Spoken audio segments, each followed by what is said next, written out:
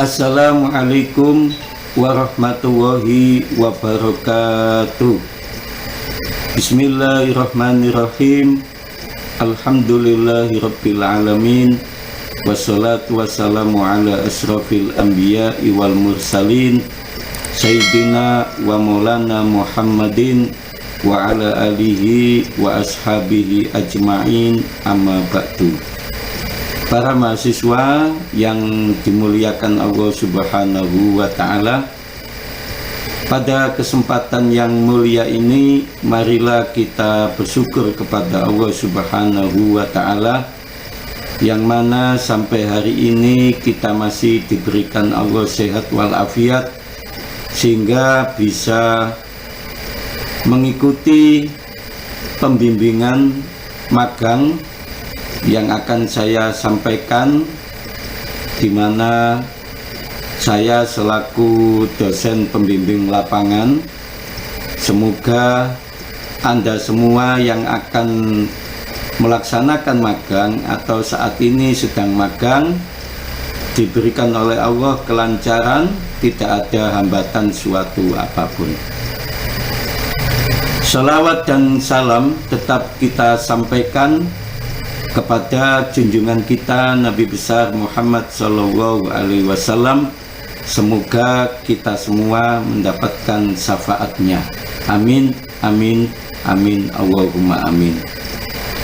Para mahasiswa yang berbahagia, saya selaku dosen pembimbing lapangan pada magang Fakultas Ilmu Sosial dan Ilmu Politik UIN Sunan Ampel Surabaya.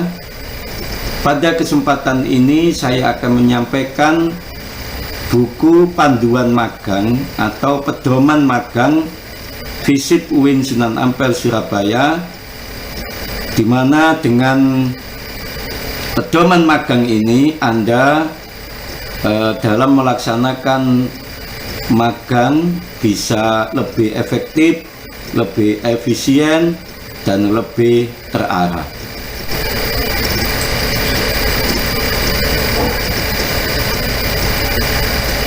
Para mahasiswa yang berbahagia, selanjutnya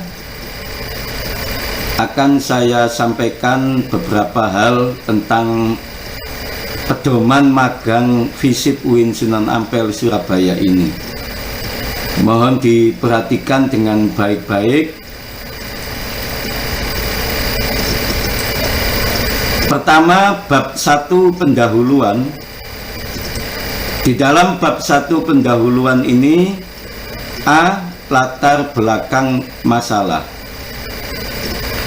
Magang merupakan bagian dari pelatihan kerja atau on-job training bagi mahasiswa tingkat akhir atau mahasiswa yang mengampu mata kuliah tertentu yang berbobot 4 SKS sebagai salah satu syarat utama untuk menyelesaikan proses pendidikan. Lulusan perguruan tinggi selain menguasai teori juga diharapkan memiliki keterampilan di bidang praktis dunia kerja serta khidmah pengabdian bagi masyarakat. Melalui kegiatan magang, mahasiswa diharapkan dapat mengintegrasikan pengetahuan, keterampilan, dan pengabdian masyarakat. Kegiatan ini juga sebagai implementasi visi dan misi Fakultas Ilmu Sosial dan Ilmu Politik UIN Sunan Ampel Surabaya menjadi Fakultas Ilmu Sosial dan Ilmu Politik yang unggul dan kompetitif bertaraf internasional dalam menciptakan sumber daya manusia yang berakhlak mulia. Untuk mencapai tujuan tersebut, maka disusunlah buku pedoman magang ini sebagai pegangan dosen pembimbing, mahasiswa, dan lembaga mitra atau instansi agar pelaksanaan lebih terarah, terpadu, dan efektif. B. Tujuan dan manfaat. Yang pertama, tujuan umum. Tujuan umum magang adalah menopang integrasi teori dan praktek mahasiswa dalam kegiatan di berbagai instansi yang relevan dengan bidang ilmu sosial dan ilmu politik. Yang kedua, tujuan khusus magang. Yang pertama, meningkatkan pengetahuan, wawasan, dan kemampuan psikomotorik mahasiswa dalam mengaplikasikan pengetahuan kognitif yang telah diperoleh mereka di perkuliahan. Yang kedua, memperkenalkan dan mempersiapkan sejak dini kemampuan mahasiswa akan realitas dunia kerja, khususnya di instansi birokrasi pemerintah, administrasi, dan pelayanan publik, sehingga nantinya mampu bersaing dengan lulusan dari universitas lainnya. Yang ketiga, mahasiswa mampu menganalisis dan memberikan solusi atau problem solving bagi kompleksitas masalah baik politik dan sosial.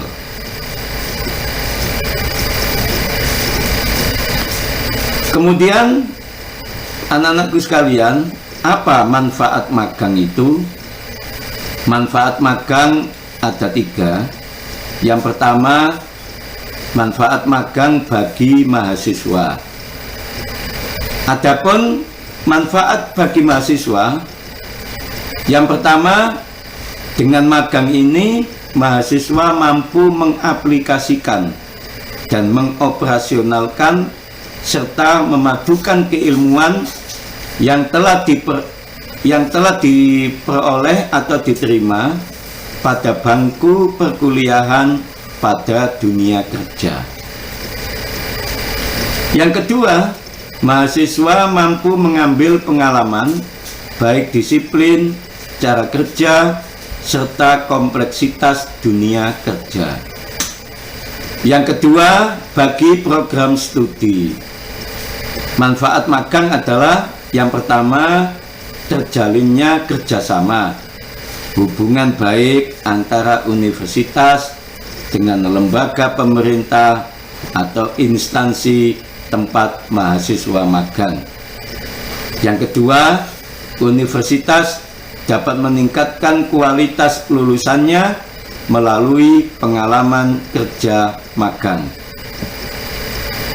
Yang ketiga, bagi instansi, manfaat magang adalah merupakan sarana untuk menjalin kerjasama antara lembaga dengan tempat magang atau kantor pemerintahan.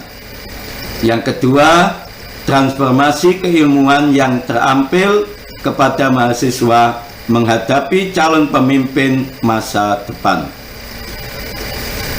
Ini adalah manfaat magang. Kemudian anak-anakku sekalian, pada bab 2 ini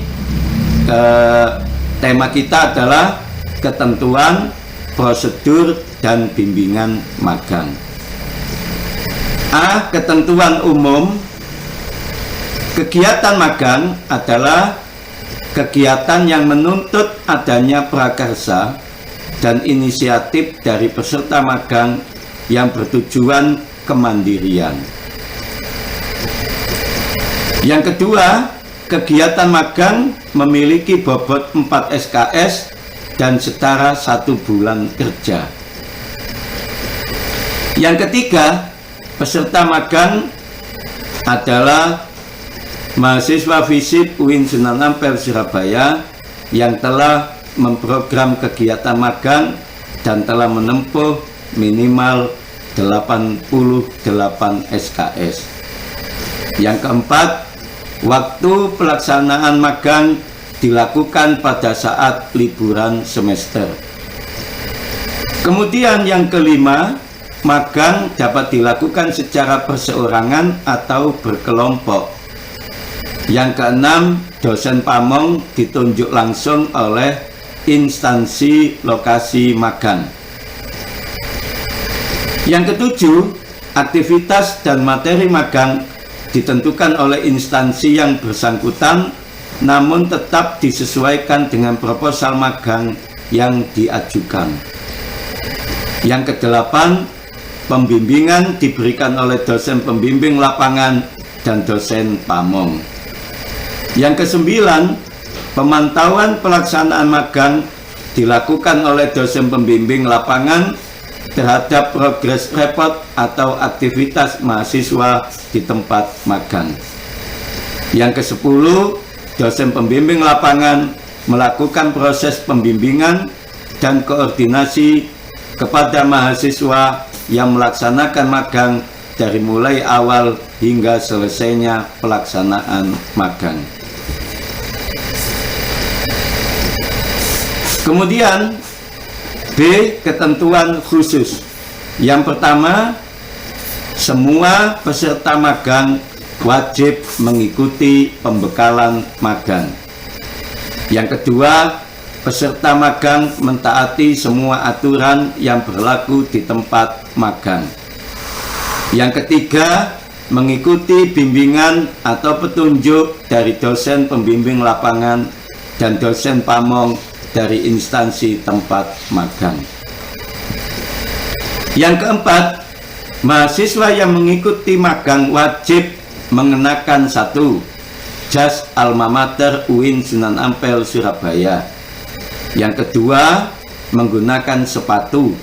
Yang ketiga, berpakaian bersih, rapi, dan sopan. Dan yang keempat, menyesuaikan aturan yang berlaku di tempat instansi magang. Anak-anakku sekalian, selanjutnya C. Prosedur dan waktu pelaksanaan magang.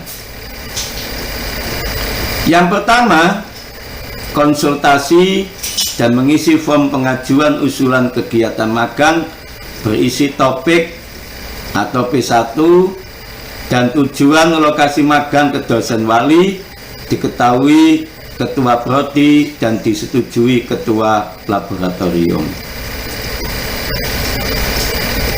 Yang kedua, form pengajuan magang atau P1 diajukan ke Kaprodi untuk menunjuk DPL magang dan diserahkan ke akademik untuk memproses surat tugas. Yang ketiga, mahasiswa membuat proposal magang dengan bimbingan dosen pembimbing lapangan. Yang keempat, sebelum pelaksanaan magang, dosen pembimbing lapangan melaksanakan pengarahan pembekalan tentang teknis pelaksanaan magang kepada mahasiswa yang akan melaksanakan magang. Yang kelima, surat pengantar pelaksana magang untuk instansi dibuat oleh bagian administrasi akademik, diketahui Kaprodi, dan ditandatangani oleh dekan. Anak-anakku sekalian, tahapan kegiatan magang. 1. Kegiatan pengajuan form magang. Waktunya Agustus sampai September, keterangan dosen wali dan prodi. Yang kedua, penentuan DPL atau dosen pembimbing lapangan magang. Itu waktunya September, keterangan prodi. Yang ketiga, bimbingan proposal magang atau pengajuan surat izin magang. Itu waktunya September-Oktober, keterangan dosen pembimbing lapangan dan peserta magang. Yang keempat, pengantaran izin magang, waktunya Oktober, keterangan peserta magang. Yang kelima, praktek magang, kegiatan magang yaitu Januari sampai Februari, kemudian keterangan DPL dan dosen pamong. Yang keenam, pelaporan dan presentasi, waktunya Februari, kemudian keterangannya prodi, DPL, dan laboratorium. Anak-anakku sekalian, selanjutnya D. Bimbingan. 1. Dosen pembimbing. Dosen pembimbing adalah dosen yang ditunjuk oleh ketua program studi dan disetujui ketua laboratorium untuk mendampingi kegiatan magang mahasiswa. Kemudian dosen pembimbing lapangan bertugas 1. Memberikan masukan, arahan, dan mendiskusikan rumusan permasalahan, tujuan, atau topik magang. Yang kedua, mengarahkan mahasiswa dalam metode penulisan ilmiah dan metode analisis laporan magang sesuai dengan pedoman penulisan laporan yang telah disepakati. Kemudian yang ketiga, memberikan persetujuan atas laporan magang. Yang keempat, memberikan nilai atas laporan hasil magang bagi mahasiswa. Yang kelima, menyediakan waktu kepada mahasiswa untuk berkonsultasi selama magang atau saat bimbingan penulisan laporan magang. Yang keenam, memastikan bahwa laporan magang bebas dari plagiasi. Anak-anakku sekalian yang berbahagia, selanjutnya dosen pamong.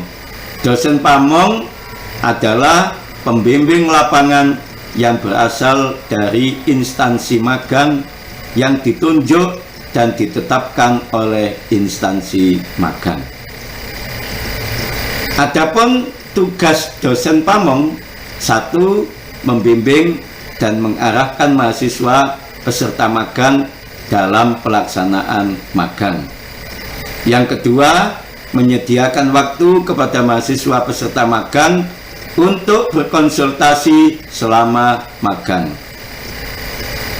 Yang ketiga, memberikan nilai pelaksanaan magang dan memberikan masukan bagi peserta magang. Kemudian bab 3, tema dan lokasi magang.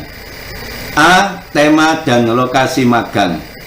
Sesuai kurikulum pembelajaran pada 3 program studi, maka terdapat beberapa tema yang dapat diusulkan oleh peserta magang sebagaimana di bawah ini.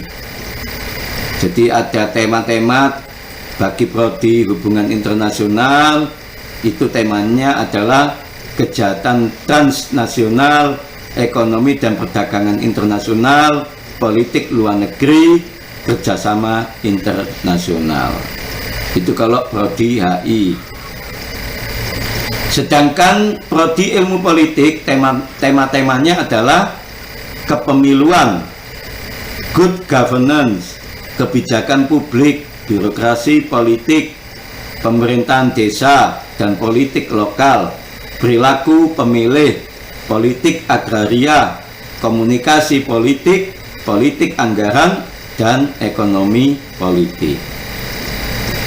Kemudian, kalau tema dan proyeksi lokasi magang pada prodi sosiologi, temanya adalah ini. 1. Sosiologi lingkungan. Itu bisa jadi lokasinya adalah Walhi dan LSM lingkungan. Kemudian tema mitigasi bencana.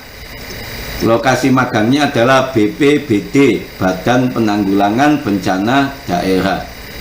Kemudian tema-tema sosiologi keluarga dan sosiologi kependudukan bisa BPS, BKKBN, Dispenduk Capil, Pengadilan Agama, KUA, P2TP2A, Pusat Pelayanan Terpadu Pemberdayaan Perempuan dan Anak, serta Dinas Sosial. Yang keempat itu sosiologi industri dan sosiologi ekonomi, yaitu UMKM, Studi Dunia Usaha dan Dunia Industri, Disperindak, Dinas Koperasi. Yang kelima, sosiologi pedesaan, pemerintah desa, masyarakat pesisir, masyarakat 3T, terluar, tertinggal, dan terdepan. Yang keenam, sosiologi perkotaan, itu lokasi magangnya bisa kelurahan, kelompok miskin perkotaan. Kemudian tema sosiologi agama dan resolusi konflik itu bisa dilaksanakan di FKUB, Forum Kerukunan Umat Beragama atau Ormas Keagamaan, yaitu organisasi masyarakat keagamaan. Anak-anakku sekalian, selanjutnya bab 4, penilaian dan pelaporan. Penilaian adalah akumulasi keseluruhan proses kegiatan magang sejak pembekalan, kinerja di tempat magang, serta presentasi hasil magang yang akan dinilai oleh dosen pamong instansi magang serta oleh pembimbing magang. Bagian ini juga berisikan sistematika penulisan laporan magang. A. Komponen penilaian itu meliputi 1.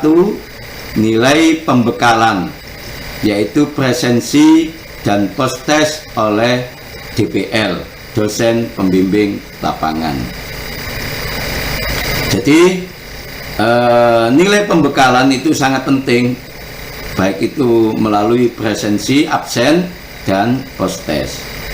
Yang kedua, nilai kinerja di tempat magang itu meliputi kehadiran, kedisiplinan, kerjasama, komunikasi, tanggung jawab, dan kecakapan oleh dosen pamong. Yang ketiga, presentasi hasil magang dalam bentuk video dan laporan hasil. Kemudian yang keempat, nilai magang itu berupa presentasi dan laporan hasil oleh DPL. Anak-anakku sekalian, nah ini standar nilainya mulai A+, A, A-, B+, B, B-, C+, C, C- dan D. Dimulai dari angka 100 sampai 0 sampai 100 ya. Selanjutnya, keterangan nilai akhir dapat diperoleh peserta magang ketika telah menyerahkan berkas-berkas sebagai berikut, yaitu revisi laporan magang, soft file dalam format Word dan PDF. Yang kedua, penyetoran soft file dilengkapi 1. Judul, lembaga tempat magang, logo UIN, nama peserta magang, nama dosen pembimbing lapangan, prodi, fakultas, perguruan tinggi, dan tahun. Selanjutnya, adapun format penulisan laporan itu ada 5. Sampul depan, kemudian sampul dalam, lembar pengesahan, kata pengantar, dan daftar isi.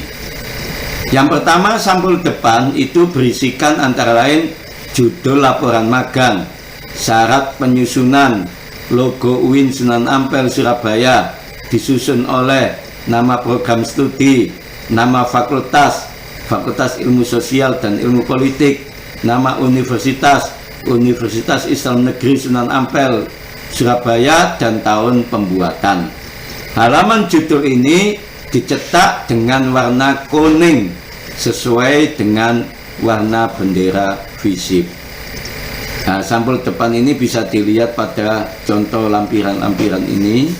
Nah, ini halaman judul ya. Laporan praktek magang, judul magang. Ini nanti ini. Yang kedua, sampul. Dalam sampul, dalam menggunakan kertas ukuran A4, isi dan formatnya sama seperti sampul depan. Lembar pengesahan. Lembar pengesahan ditandatangani oleh dosen pamong, dosen pembimbing lapangan, dan mengetahui ketua program studi. Kemudian yang keempat, kata pengantar, dan yang kelima, daftar isi. Anak-anakku sekalian, adapun sistematika pembahasan terdiri dari bab 1 pendahuluan, A. Latar belakang, B. Tujuan, C. Manfaat magang, D. Tempat dan waktu pelaksanaan, E. Metode pengumpulan data, F. Sistematika laporan magang. Yang bab kedua, deskripsi lokasi magang, A. Profil instansi, B. Tugas dan wewenang, C. Visi misi, D. Struktur organisasi. Selanjutnya bab 3, pelaksanaan praktek magang, menjelaskan tempat dan waktu pelaksanaan magang dan tugas-tugas selama magang yang disusun secara sistematis, analisis, sesuai desain yang diharapkan, meliputi deskripsi aktivitas magang. Dan yang B, penyajian data. Bab 4 itu adalah pembahasan hasil temuan. Yang A, landasan teori, dan B, pembahasan hasil temuan. Kemudian bab 5 penutup, isinya adalah kesimpulan dan saran. Kemudian bab 6 daftar pustaka, bab 7 lampiran. Jadi penulisan laporan magang itu ada 7 bab yang harus Anda perhatikan, sedangkan teknik penulisan laporan magang itu meliputi 1. Kertas ukuran A4, margin kiri 4 cm, margin kanan 3 cm, kemudian margin atas 3 cm dan margin bawah 3 cm, minimal 10 halaman. Jarak antar baris 2 spasi. Jenis huruf Book Antiqua, font 11. Kemudian laporan dan presentasi sesuai jadwal di laboratorium fisik. Penutup, demikian panduan magang ini saya sampaikan kepada anak-anakku sekalian. Semoga bisa menjadi pegangan Anda atau menjadi pedoman Anda selama melaksanakan magang. Dan ini contoh halaman judul. Jadi laporan praktek magang, kemudian judulnya, judul magangnya di sini, kemudian disusun untuk memenuhi tugas magang, prodi apa. Kalau prodi sosiologi, tulis sosiologi. Kalau prodi ilmu politik, ditulis prodi ilmu politik. Kalau prodi hubungan internasional, ditulis prodi hubungan internasional. Tempat magang titik 2 disebutkan, kemudian logo UIN Sunan Ampel Surabaya, kemudian oleh nama mahasiswa NIM. Kemudian di bawahnya ini oleh nama mahasiswa dan NIM ini, program studi ilmu apa, program studi sosiologi, ilmu politik, hubungan internasional, kemudian Fakultas Ilmu Sosial dan Ilmu Politik, Universitas Islam Negeri Sunan Ampel Surabaya, bulan dan tahun. Anak-anakku sekalian, kalau ini lembar pengesahan laporan praktek magang, lembar pengesahan laporan praktek magang, judul magangnya di sini. Kemudian di bawahnya telah diperiksa, diuji dan disetujui Surabaya, tanggal, bulan, tahun, dosen pembimbing pamong, mengetahui ketua program studi. Anak-anakku sekalian, demikian bimbingan magang yang saya sampaikan tentang pedoman dan panduan magang. Semoga bermanfaat bagi Anda semua yang saat ini sedang magang, dan jangan lupa tetap bisa bekerja sama dengan pihak instansi yang Anda tempati magang saat ini, serta jangan lupa selalu jaga kesehatan, selalu prokes kesehatan, pakai masker, pakai sanitizer, dan sebagainya. Saya selaku dosen pembimbing magang, mudah-mudahan Anda yang magang saat ini diberikan oleh Allah kelancaran, kemudahan, dan tanpa halangan suatu apapun. Demikian yang bisa saya sampaikan. Semoga ada manfaatnya dan selamat melaksanakan magang. Sukses selalu buat Anda. Wallahul muwaffiq ila aqwamit thoriq. Assalamualaikum warahmatullahi wabarakatuh.